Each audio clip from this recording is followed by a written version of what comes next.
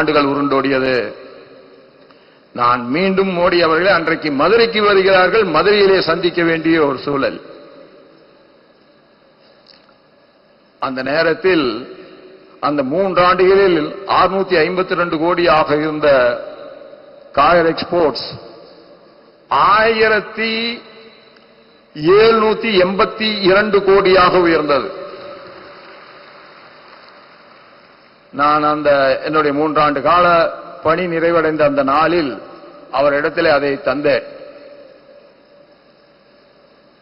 அவர் ஒன்றுமே சொல்லவில்லை.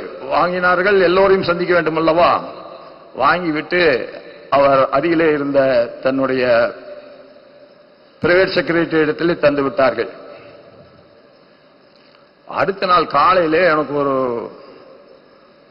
போன் வருகிறது டெல்லியிலே இருந்து.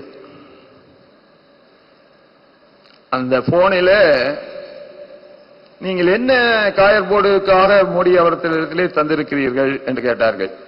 நான் சொன்னேன், நான் உங்கள் நவீனமயமாக்குவதை பற்றியும் புதிதாக ஒரு ஸ்பின்னிங் பிளான்ட்டை உருவாக்குவது பற்றியும் ஆய்வு நடந்து கொண்டிருக்கிறது. அந்த ஆய்வையும் எக்ஸ்போர்ட் பர்ஃபார்மன்ஸ் எப்படி இந்த 3 ஆண்டுகளே உயர்ந்திருக்கிறது என்பதை பற்றியும் தந்திருக்கிறேன் சொன்னார். உடனே அவர் அடுத்த கேள்வி கேட்டார், எந்த இடத்திலே அந்த எக்ஸ்போர்ட் உயர்வு இருக்கிறது என்று கேட்டார். அது கிராஃபிலே போடப்பட்டிருந்தது. இது நான் தயாரிச்சதில்லை, ஆய்வுக்காக எடுத்துக்கொண்டவர்கள் தயாரித்து என் கையிலே தந்தார்கள். அதை நான் தந்தேன்.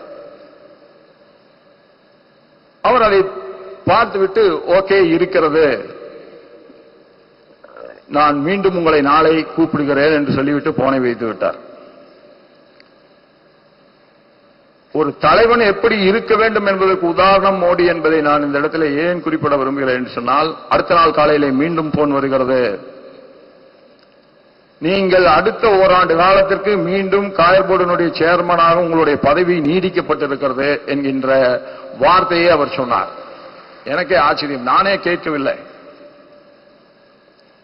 ஏன் ஒரு தலைவன் நன்றி சொல்லுகிற பொழுது பர்ஃபார்மன்ஸை காட்டு என்று சொல்லிய தலைவன் பர்ஃபார்மன்ஸை காட்டுகிற பொழுது அதற்குரிய மரியாதையை தர வேண்டும் என்பதை உணர்ந்து உடனடியாக கேட்காமலேயே ஓராண்டு காலத்திற்கு அந்த காயர் போர்டு சேர்மனுடைய பதவியை நீடித்து தந்தார்கள். இப்படிப்பட்ட தலைவர்கள் உருவாகிற பொழுதுதான் நாடு உண்மையிலேயே உன்னத நிலையை அடையும்.